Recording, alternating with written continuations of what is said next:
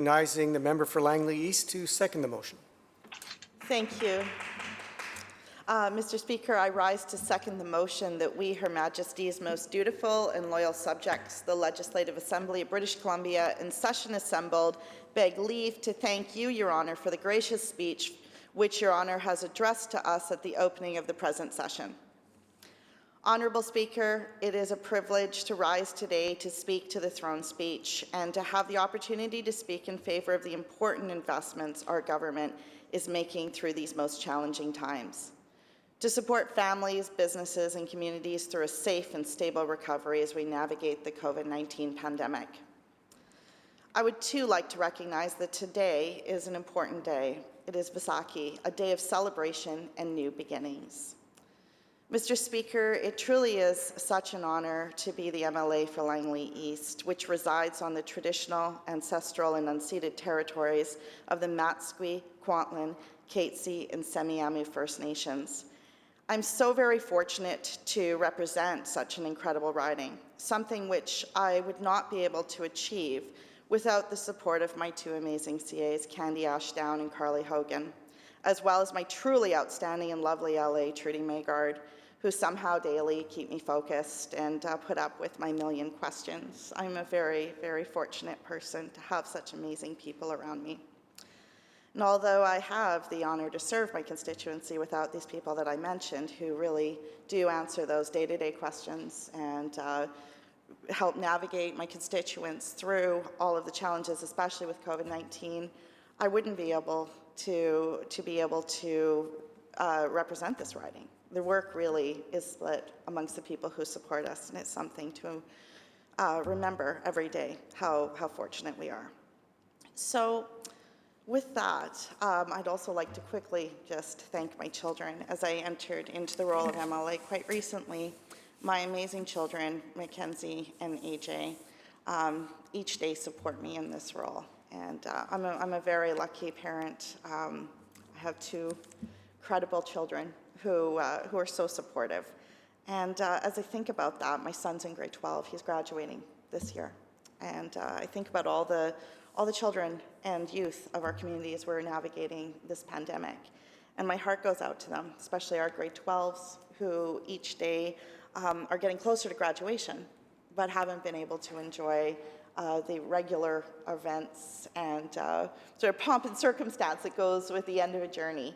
Although difficult for all children, I just wanted to take a moment to quickly say that as your MLA and as our government, we recognize how challenging this has been for our youth and how difficult it is to have sort of the distinct honor of coming up through the years and then enter into a pandemic and have to navigate all of it. And I want to thank all of our youth who have worked so hard to support our community through this pandemic and recognize how challenging it's been for them. As I said, this has been a most challenging year, but I have to say that recently I had the honor to recognize some outstanding members of Langley East in our community. And during these times, we all have experienced how challenging this pandemic has been. Though we have also truly heard inspiring stories of kindness and compassion and generosity, something which needed to be recognized and honored in our community. So our office put out a call for these stories to be submitted, and we asked for people to nominate local COVID heroes. The unsung heroes, the people that we don't hear about every day, the people who have just strived to make our community better, a little better each day. And the stories that we received were truly heartwarming. Honourable Speaker, these stories included, for instance, Ashley Ramnarine, who has been a nurse for Fraser Health for over 16 years. And she took a break from her job as a maternity nurse to become a contact tracer for communicable diseases, and then COVID-19 struck. And Ashley was quickly promoted to head of contract tracing, where she has worked long hours and faced immeasurable stress over the past year, and yet she's always remained humble and calm. And her dedication, strength, and resilience are so admirable, and her team has greatly appreciated it. We also heard that evening about Melissa Coombs and Jane Compton, Melissa Coombs runs a sewing company out of her home called Activate Athletics. Like many small businesses, when the pandemic hit, her business stopped and she didn't have any income. But that didn't stop her from serving our community, from helping, from stepping forward. And so she jumped into action and she made hundreds of masks for seniors, free of charge, even working 10 to 14 hours a day, 7 days a week at one point, because the demand was so high in the early days of the pandemic. And much of this demand was from seniors in our community who didn't have a way to get masks. They needed them, they were sold out, or they didn't have transportation. So Melissa enlisted her family and her friend, Jane Compton, to help. And Jane drove around every evening to deliver all the masks that Melissa made to seniors who needed them. We also heard about Dr. Rita Whitman, who's a respirologist in Langley, and her care and compassion has just touched so many lives through this pandemic.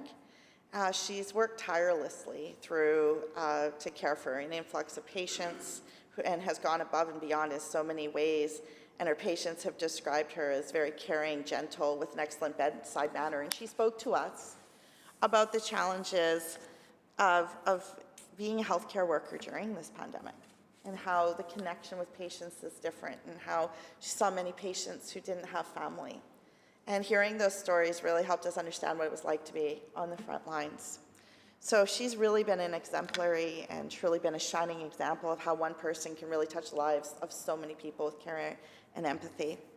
We heard about Haley Lagasse, a teacher in Langley who came to the rescue of many teachers and parents by developing an online learning platform to help teachers, parents, and students navigate the pandemic shift to online learning for students. Haley's platform has been offered for use free of charge to schools closed due to quarantine during the pandemic. We also heard about Marla Clark, a volunteer with the North Langley Baseball Association, who's worked tirelessly throughout the pandemic to continuously adapt the baseball program and communicate with parents to ensure that children in Langley can continue to get outside and play baseball in a safe way. Thinking about our youth, for so many sports and other organizations that they belong to, are really the core of their community. It builds a community. It makes a sense of belonging for children. So there were many hurdles, and parents of kids were really, who were able to play ball, were really grateful for Marla for the caring, resilience, and tireless work she displayed through this very difficult time. We also heard about Angie Qualley, who, when COVID-19 struck, never missed a beat. She and her team both cooked and delivered gourmet weekly meals for frontline workers at Langley Memorial Hospital. She also created a virtual community for people to cook together online and chat about recipes and find connection in a world that was suddenly very isolating. We heard about daycare providers like Anne Onsonsky and Ivy Lee, who, when the pandemic struck and essential workers had to continue their work, these two ladies kept their doors open and did an outstanding job keeping their respective child care centers clean and safe, and they kept up with the protocols and all the changes that businesses have had to navigate, and keeping parents informed because it's so challenging during these times to get information out. So having to work during the worst stages of a global pandemic really has been incredibly stressful for every single worker, but having to juggle childcare during this time certainly added to the burden. So they always say it takes a village to raise a child, and Ivy and Anne have created that village for the many parents who wrote to us to tell us about how much it's meant to them. We heard from Alan Kazis, who has been listening to Dr. Bonnie Henry on the news every night, and like many people here in BC, found her to be a very calming and caring influence. And this, I really have to say, is such a neat story. His gratitude for the calm that she's brought to so many of us led him to create a beautiful hand-painted loon for Dr. Bonnie Henry, which I had the honor and pleasure of delivering to Dr. Henry in Victoria. And she was very pleased with this incredible, thoughtful gesture. It really was a full circle moment, being able to share kindness from our Langley community with Dr. Henry. And the loon, when I saw it for the first time, it really took my breath away. It was a carved loon, which had, it was a mother loon with a baby loon on the back, And he was telling the story of how he likened the mother loon as Dr. Bonnie Henry, with the smaller loon on top being Dr. Bonnie Henry navigating us through uncharted waters. So it was such a wonderful opportunity to get to bring this over. It's stories like that that really provide hope through such challenging times. And lastly, I'll share one more story of a constituent in my riding, Agostino Domenico. He has been running outreach programs for many years, and during the pandemic, he and his foundation continued to offer their Haircuts for Hope program, surpassing 2,000 free haircuts for those in need. He and his team also continued to provide outreach, including clothing and food, to some of the most vulnerable people in our society. Agostino was also instrumental in organizing toy drives this past pandemic Christmas, including one for an organization which I've spoken in this House about previously, called Ishtar Women's Resource Society, ensuring that every child and mother who were a part of their programs had the opportunity to receive a gift. So, Honourable Speaker, these stories really were such an inspiration, and during difficult times, stories of those unsung heroes who stepped forward with a mission to support their community are important to celebrate. With this, at this junction, it's a natural break, Mr. Speaker, as I'm noting the hour when we're nearing lunch. Mr. Speaker, noting the hour, I reserve my place to continue debate and move adjournment of the debate. Member for Langley East will continue. Thank you, Honourable Speaker. Picking up where we left off prior to lunch, it was an honour to share with the House some of the heroes from my riding of Langley East. These stories are even more important as we've crossed the one-year mark since the start of the pandemic, and we're moving towards the light at the end of the tunnel as we work to put the pandemic behind us. Though people are tired, and they're feeling disillusioned, and they're feeling the effects of being disconnected. Seniors, youth, families, we miss our friends. We miss our normalcy of our routine. And these stories remind us that we will soon return to this as we cross towards the end. They also remind us, as we've seen through the pandemic, that there is a need for support and investment to ensure that those who have been most affected, often are most vulnerable in our community and in our society, are not left behind. This is why I was so thrilled to hear during the throne speech that our government is committing to ensuring that we're continuing to invest in our province and supporting the people of British Columbia in a meaningful way. When you invest in people, families, businesses, and communities, that's what creates a robust community and a robust economy that's strong and able to push forward through challenging times. Our vaccine rollout has been accelerated, with over 1 million people in British Columbia having already received their first vaccine, and thousands of more are receiving their vaccine each day. Our government's top priority has and remains protecting people's health and livelihoods, and there is a significant amount of work to do, Honourable Speaker. One thing, though, that made me see how close we were actually getting was the day that they opened the second vaccine clinic in Langley. In my riding, my constituency office is up at the Langley Events Centre, and I had to stop by on a weekend to pick up some materials to head here, and I was so surprised to see so many cars in the parking lot, because the rec centres, quite frankly, had been so empty through this pandemic. And it took me a moment to remember that we were going to be adding in a second vaccine clinic, and I was so excited to drive in and see so many smiling faces parked there in the parking lot. So I spent a little bit of time, socially distanced, of course, with mask, outside, saying hi to people as they came in and went out. And what really moved me was how emotional it was for so many people. They all had stories of how happy they were, how thrilled they were to have received their vaccination, and how this was going to change their lives. Many people talking about how excited they were going to be to hug their parents or their grandchildren or meet their grandchildren they hadn't met before. And it's really hard not to be moved by that, to see so many people's lives changed. And so each day, I have the pleasure not only to be the MLA of Langley East and get to go work in my office with these amazing people that I get to work with every day, but also see people come in and out each day receiving their vaccinations and often stopping by and waving and thanking our government for working so hard to push out this accelerated vaccine rollout. And those are the stories that really keep us going, these stories of hope, and we have to keep telling them. It's easy, especially on social media, to have such a focus, because we create our reality, if you think about it. We live in a bit of an echo chamber with social media. The more negative that's there, the more negative you see. And there really are amazing stories going on every day. And those stories are the stories that we need to change, make sure that they get put out. We need to change the narrative. We need to ensure that people hear the positive, because it's easy to only see the negative and to just become, so in such a negative place. And the stories of hope are ones that allow us to hang on as we move forward. And it's vital that we all work together to come back even stronger. British Columbia at the start of this pandemic was an economic leader and has remained strong through the pandemic despite such a challenging situation. A lot of our economic story right now, despite having challenges, there's much work to do, is positive.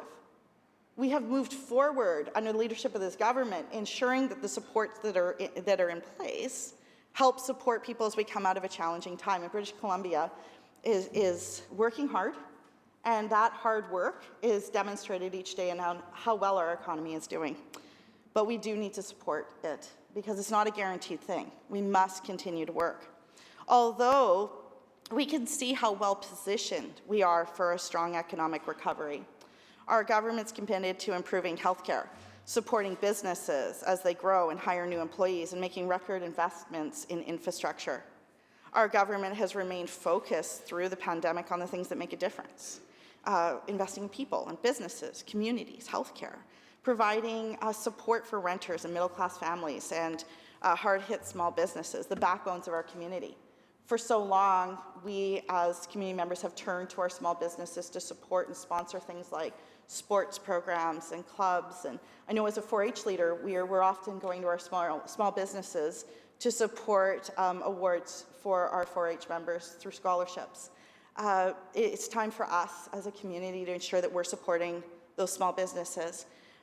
With for instance, our Buy Local program, that's a great opportunity to go out and ensure that you're supporting businesses in your community and giving back to them. If we support our small businesses as we're moving through this pandemic, our small businesses will remember that and continue to support us as they did before.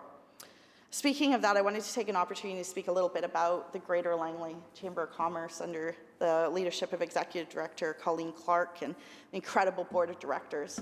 Our Chamber of Commerce really has been so supportive to our businesses and such a leader in our community through this pandemic, providing opportunities for our small businesses to receive the information they need to persist and move forward through the pandemic, but also come out stronger. And organizations like the Chamber of Commerce really are such a vital part of our communities.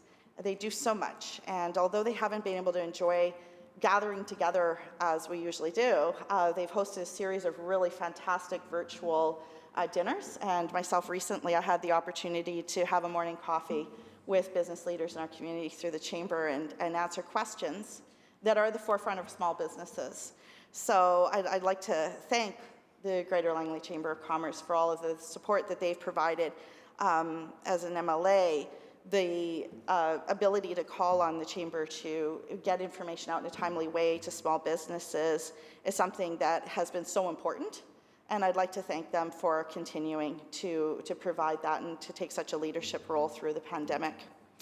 So our government has remained focused through this pandemic, as I said, on things that make a difference. And I'm really proud to be part of a government that has delivered more direct help to people through the pandemic than any other province in Canada. And I grew up in Ontario, Honourable Speaker, and I quite often speak to people in Ontario. And what I hear on a regular basis is how impressed people in other provinces are with how British Columbia has fared through such difficult times and the support that our government has provided. We really are seen as a leader throughout Canada, and a government that's taken a very balanced approach to navigating the challenges that a pandemic have created. And I'm really thrilled to see that the throne speech has identified a continued commitment of targeted investments to ensure that British Columbia's recovery does not leave people behind. Because although we have, and we've heard this a few times today, have all been affected by the pandemic, that has not been equally felt. Some groups have been much harder hit, unfortunately, from the effect of the pandemic, so we need to be mindful as we create these supports moving through the pandemic to ensure that those that are most vulnerable, those that are most likely to be left behind, are supported. And our local communities really have been on the front lines of COVID-19. The pandemic has been such a challenge for local governments. Our government through the pandemic has worked really hard to ensure that local governments could continue providing services. And we saw this in Langley East with a recent announcement for support for the Langley Centennial Museum, which received a resiliency grant of $58,000, something that really makes a difference for those that work and live in our community. We also have seen, and I'm thrilled to see, that we'll be continuing a focus on infrastructure for local communities, which creates economic opportunities and great paying jobs. And we had the opportunity to see this in Langley East with a $700,000 funding announcement for a new Indigenous tourism and conference center called the Salation Place by the River. These investments keep communities like Langley East moving forward. And they're all the more important during this pandemic. So we're also in Langley East looking forward to other significant investments with SkyTrain and the widening of Highway 1 through Langley and beyond. Langley East is a really interesting place. It is one of the fastest growing municipalities in British Columbia, and we will be benefiting from these new infrastructure investments for sure. So speaking of infrastructure investments, Mr. Speaker, I had the opportunity, along with my colleague and friend, MLA for Langley, Andrew Mercier, to announce the substantial completion of Langley Memorial Hospital's new emergency room. These are investments that make a significant difference in the lives of people who are living in Langley East. It was a much-needed, long-awaited expansion, but our community and the surrounding communities will benefit from this. And I'd like to quickly, though, acknowledge the important role that the Langley Memorial Hospital Foundation plays in these infrastructure projects. Under the leadership of Heather Scott and the rest of their fantastic board, they really have played a major role in seeing this come to fruition. The foundation, Hospital Board Foundation, does so much in our community, and I know they haven't been able to enjoy the usual galas and the usual events that they have for fundraising, but our community stepped up once again. Langley is a very generous community, a community that comes together and rallies when things are difficult. And the foundation has worked hard to look for unique ways to raise much needed funds. And I know they're looking forward to the end of the pandemic so that we can come together once again at some of the fantastic events that they host. They are much missed in our community. And in continuation, talking about community is not just the big things. The hospital announcements, the SkyTrain, the freeway, those are integral parts of our community, but our government is committed to and has shown significant support in our community for things like the Fort Langley Jazz and Arts Festival. Those are community events that really bring young and old alike together, and an event that has had to change and pivot during the pandemic and is working hard to provide music in a meaningful way during such challenging times. We recently received a resiliency grant for $2,000 from our government and another $5,000 to support the 2021 festival. And I know our community is looking forward to hosting them once again, along with the Fort Gallery, which is looking forward to offering their events too, and received also some grants for resiliency funding. These types of investments really touch the core of a community. These are the people, the volunteers, the people that come together to create meaningful experiences for people. And you remember, especially as youth, when you're going on field trips or attending an event around a special holiday. You remember these, and those supports mean a lot to those organizations. And I know our community is grateful for the government's recognition of that. Further, talking about community, one community that I know has been disproportionately affected through this pandemic has been our faith community. And our faith community in Langley East is very strong and very generous and very charitable. And early on when I was elected, I made a commitment to meet with as many faith leaders as I could throughout our community, because I knew that the COVID pandemic had really affected the ability for people to gather and to come together, which means so much. And I spoke to them about the challenges and the support that they've offered us in ensuring that people stay safe. And I want to thank the faith community for stepping up and coming forward with solutions while still offering meaningful ways for people in our community to connect. It's so important, and especially when we think about how much hope means right now, the ability for people of faith to come together is so vital. And I do want to thank the leaders who have been so patient and so kind and have been so innovative in providing those supports for people, because our community needs them. So BC businesses really have been hit hard by this pandemic, and one of the things that our government has been so supportive of is helping our businesses adapt so that they can grow and hire, so that we can come out stronger and more resilient on the other side. So small businesses have had to make so many tough decisions through these times, closing or reducing services in order to protect workers and customers. These are not easy decisions, especially our small businesses, who, as I mentioned earlier, are those that often support us through events in our community. So one of the things that I was thrilled about was to see the continuation of support to ensure that our businesses are strong through this. And our government had to make some important choices early on to support people, like cutting property taxes and prohibiting commercial evictions and forgiving hydro bills, introducing tax incentives for businesses to hire workers and make new investments. So in the year ahead, I'm really excited to see how these supports announced in the throne speech will benefit businesses which have been hardest hit by this pandemic. Investing in affordable housing and childcare is another important part of our economy, often one that we don't have a lot of time to talk about when we think about economic constructs. Ensuring that families have affordable childcare. So we had a recent announcement in Langley, which was so very exciting, of 140 new childcare spaces, which was part of the province's ongoing commitment to increasing childcare through the pandemic and beyond. And also that early childhood educators in Langley received almost $2 million in wage enhancements.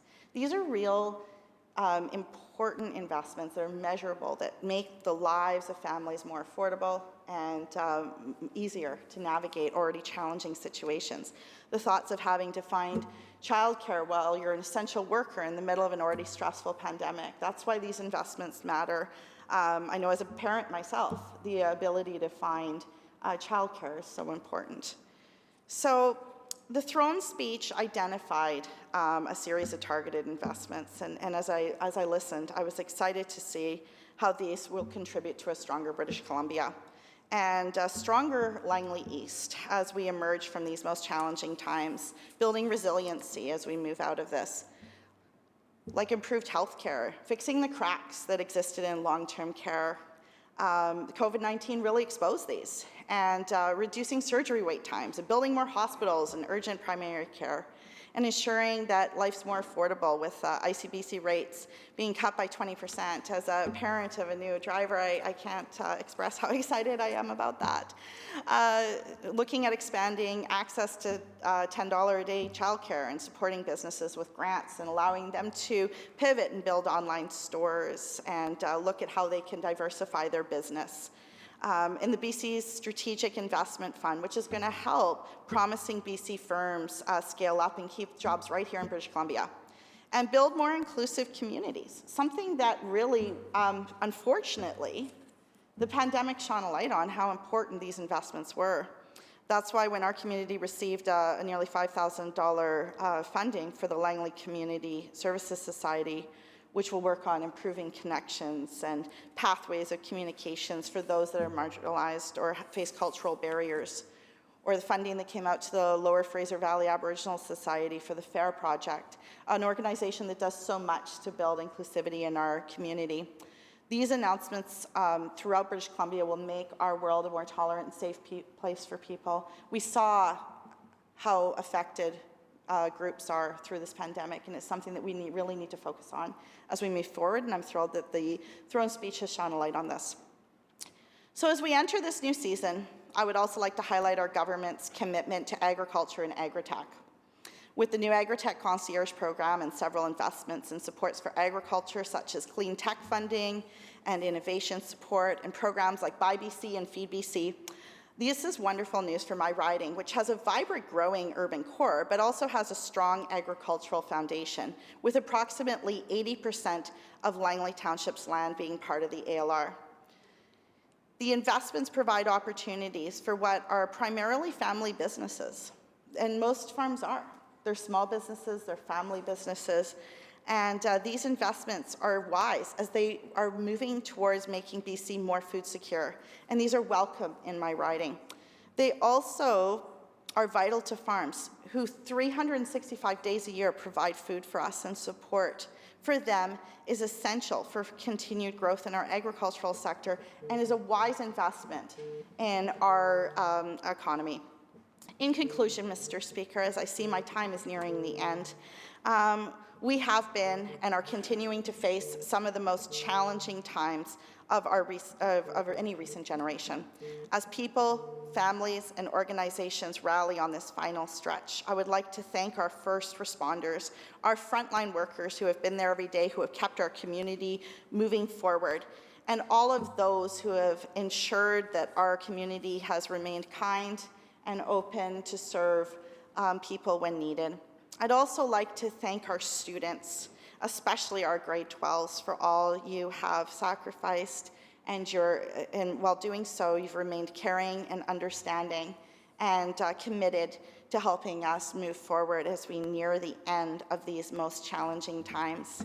So once again, Mr. Speaker, I'm thrilled to speak today in support of this throne speech, and to talk about how it has affected my riding, the government's work, and how excited our riding is to see these investments as we work to put this pandemic behind us. So with that, Mr. Speaker, as I'm nearly at the end of my time, I will take my seat now, and thank you for the opportunity to speak today in this House.